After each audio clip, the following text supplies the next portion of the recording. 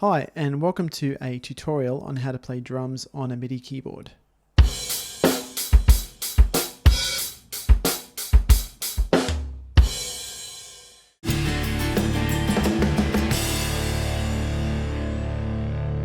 So the reason you might want to know how to do this is because although you can program drums into a digital audio station like Pro Tools with a mouse, often that sounds a little bit robotic. And when you play the drums in yourself live on a keyboard, it has a more of a human touch. So I'm going to show you where the drums are mapped out typically on almost every keyboard. And then I'm going to show you a couple of beginner tricks and maybe do a bit of showing off as well. So first of all, you have to locate on your keyboard C1. Now, if you have an octave button, you might be able to shift your octaves up and down, but basically when you find C1, it's going to sound like a kick. So that's kind of the foundation of your drum kit right there. Now to the left of that kick is an alternative kick. So you've actually got them side by side. Sometimes that sounds different. On mine, they sound pretty much the same. The next most important one you need to know is the snare. Then you've got hi-hat. Also, the snare is on the E. Your hi-hat is on F sharp. And you've got open hi-hat on A sharp. So just with those four, that's your most important part of the kit. With that, you can make basic beats. Okay, let's go through a few other things. I'm going through these in order of importance, by the way, not so much in ascending order. Up here, we've got a crash cymbal. And that's C sharp. Then we have a ride cymbal. And up, that's on the D sharp. Up here on the F, a bit higher up, we've got the ride bell. So,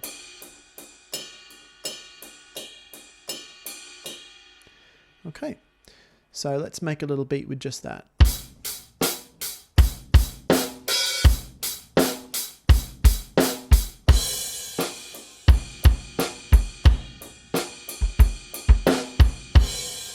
Okay, you don't have to be able to do that yet. I'm just demonstrating where those sounds are and how they might be used. So kick, snare, hi-hat, open hi-hat, crash, ride cymbal, and ride bell. Okay, here's a few extra ones.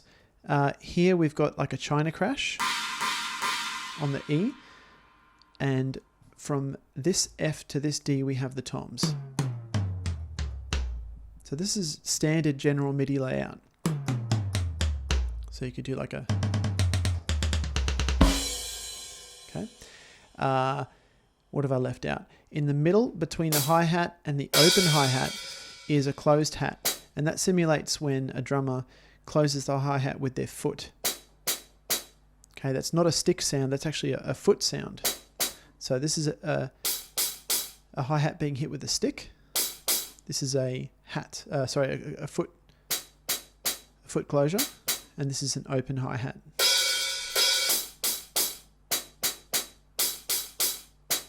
I tend not to use this one very much because it's sort of used by jazz drummers probably with when they're going.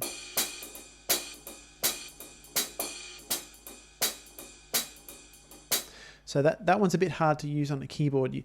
You're better off using that one when you're programming, but it is there and you should know about it. Next thing down here we've got a side stick. So that's often used for ballads. Yeah, and then what have I left out? I told you about the China. I think that's pretty much it. Oh, this one here is used as sometimes like a stick drag. I don't have anything mapped to that at the moment. That's usually a special effect, so you can have like a brah, brah, but I don't have that mapped at the moment. And this one here is an alternative snare. So I'll go through these in ascending order. Alternate kick, main kick, side stick, alternate snare, usually a stick drag, but now nothing's mapped to that, main snare, tom, hi-hat, tom, closed hat with a foot, tom, open hi-hat, tom, tom, crash, tom, ride cymbal, China crash, and ride bell. Sometimes you'll have other sounds depending on your samples, but those are the main ones. And I tend not to think of them in ascending order. I tend to think of them more like a drum kit. So let's get down to how you would use these. So first of all, you need to, I tend to use these two fingers for my kick and my snare in my left hand. Sometimes I use finger 3 and my thumb. Sometimes I use finger 4 and finger 2 in my left hand. But either way, those are going to be your two main drums. So let's start out making a simple beat where we just go kick, snare, kick, snare, kick, snare, kick, snare. Now the next thing you have to do is this hi-hat over here needs to be on every eighth note or every quaver.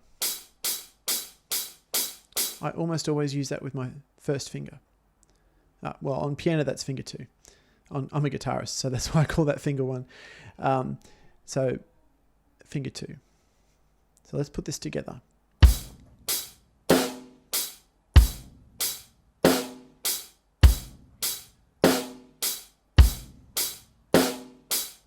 Okay, now you might have a slightly different kick pattern if you want.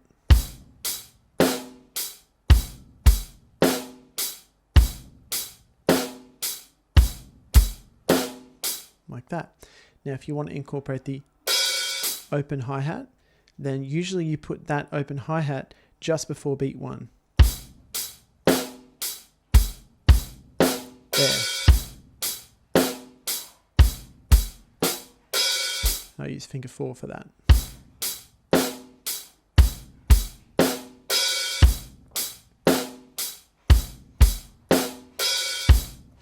Now, maybe every 4 bars, you might want to use the crash.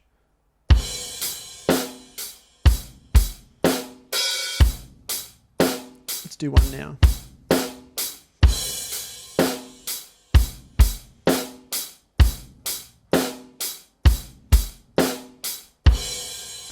Okay, now everything I'm doing on the hi-hat, I could just as easily do on the ride.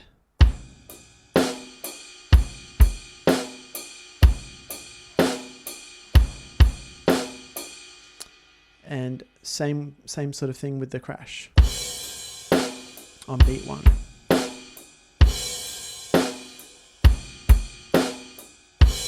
Like that.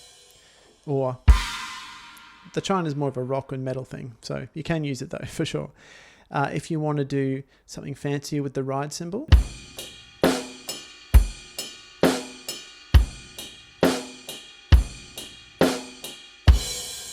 okay.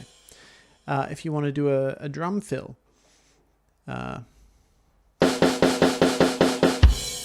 might want to use 2 fingers on the same snare. If you use both snares, it doesn't sound quite right. It's better to use 1 snare.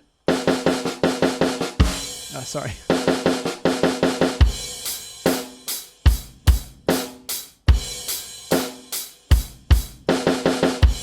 Okay. And you can use toms as well. Sorry. That's a really common fill. Pick any snare, any tom, it doesn't matter.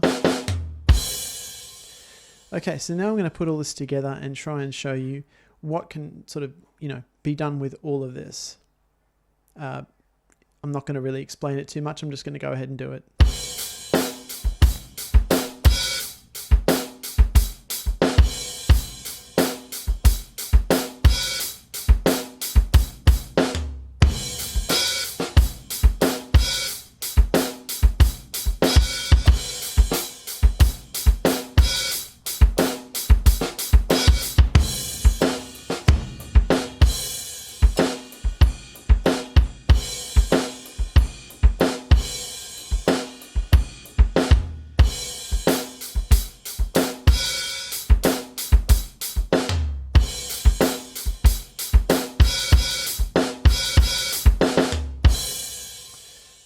You could even use this to create a heavy metal beat if you wanted to. So using the 2 kicks here, we can do a double kick.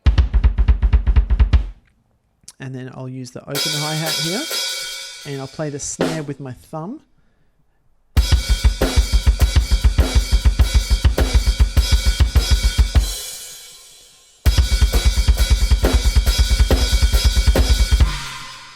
So there's an example of a metal kit.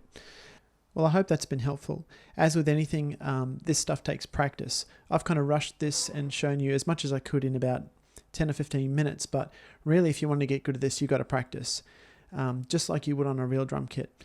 So good luck and have fun.